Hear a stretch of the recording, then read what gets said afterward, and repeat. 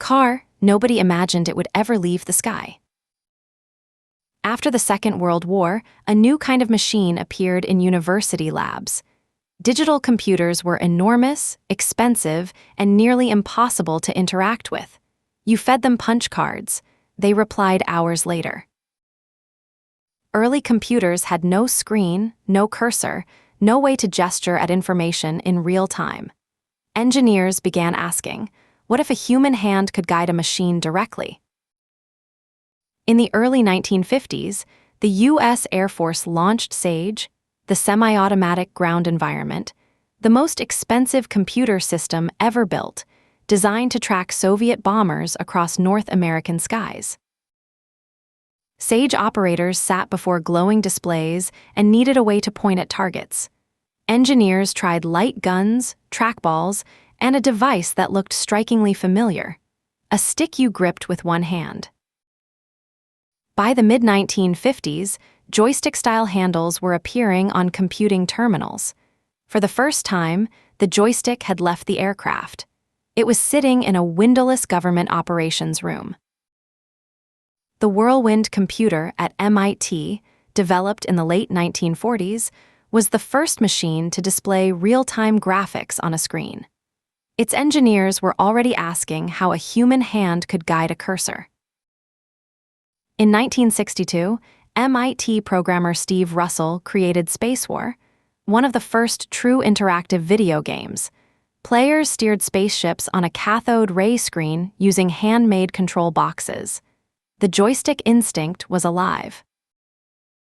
The same Cold War that built a continent-wide nuclear early warning network also created the conditions for the first interactive games.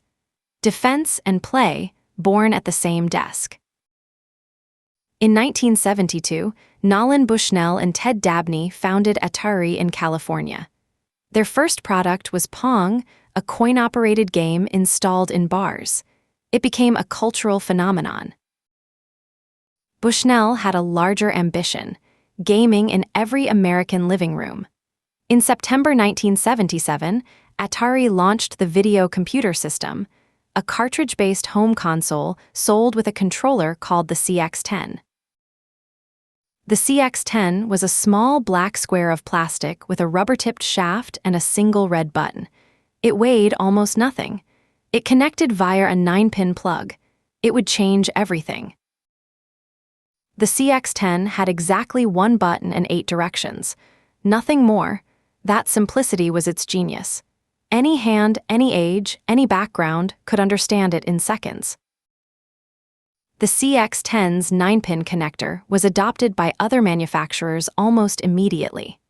What Atari designed for one console became, almost by accident, a universal standard, the USB port of its era.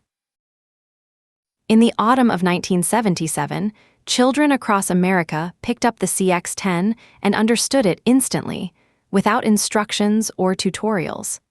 The body already knew what a stick was for. The pack-in game for the Atari VCS was combat, tanks, and airplanes, battling 2 pixels at a time. Almost poetic, the joystick's first home gaming role was to fly a tiny pixelated aircraft. The CX-10 was injection-molded plastic around a potentiometer, a variable resistor that changed its electrical signal as the stick tilted. Simple, cheap to make, and nearly impossible to break. That potentiometer technology had lived in aircraft instrument panels for decades. At its technical core, the Atari CX-10 was still aviation hardware, miniaturized and sold at toy store prices. By 1980, the 2600 was in an estimated 4 million American homes. Mattel, Coleco, and others entered the market, all building joystick controllers shaped by Atari's blueprint. Through the early 1980s, dozens of rival joystick designs flooded toy stores. Children debated their merits the way a previous generation had argued about bicycles. The joystick had become a culture. In 1982, Pac-Man came to the 2600. Around 12 million cartridges sold that year. The joystick was no longer a novelty. It was an object of American daily life. In 1985, Nintendo launched the NES in North America with a radically different controller, the D-pad, a flat cross-shaped button. The joystick faced its first serious rival. But the stick refused to die. Microsoft Flight Simulator, first released in 1982, demanded a joystick. You simply could not fly a virtual aircraft convincingly on a flat pad. Console gaming moved toward pads and buttons. PC gaming kept the stick. For more than a decade, these were two separate cultures, two different hands, two different lineages. In 1996, Nintendo shipped the N64 with a built-in analog thumbstick, a miniaturized joystick embedded flush in a pad. The two lineages had begun to converge. Sony followed in 1997 with the PlayStation DualShock, two analog thumbsticks on a single controller. From that moment, the twin-stick layout became the shared grammar of console gaming worldwide. The Xbox, the PlayStation 5 DualSense, the Nintendo Switch Joy-Con, every major controller today carries two thumbsticks that trace a direct line through the CX-10, through Sage, to the Sopwith Camel. Modern F-16 fighter pilots use a side stick, a compact joystick mounted to the right of the seat, to fly at supersonic speeds. The geometry has not changed in a century. Only the aircraft has. The word joystick has survived every platform migration. Mobile developers still call their virtual on-screen controls joystick axes. A century after a British pilot coined a piece of slang, the name endures.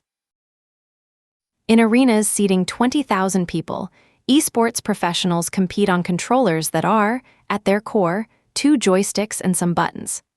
Atari's 1977 geometry, broadcast live to millions. You can trace a continuous line from a muddy French airfield in 1915 to an Atari factory floor in 1977 to a tournament arena in Seoul. The same idea carried forward a century. Objects that endure long enough become ideas. The joystick is no longer just hardware. It is the premise that a human hand gripping a shaft can govern any machine, real or virtual.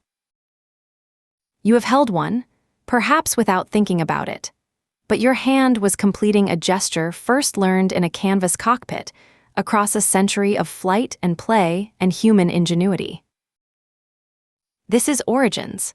Subscribe and come back tomorrow. There's a new origin every single morning.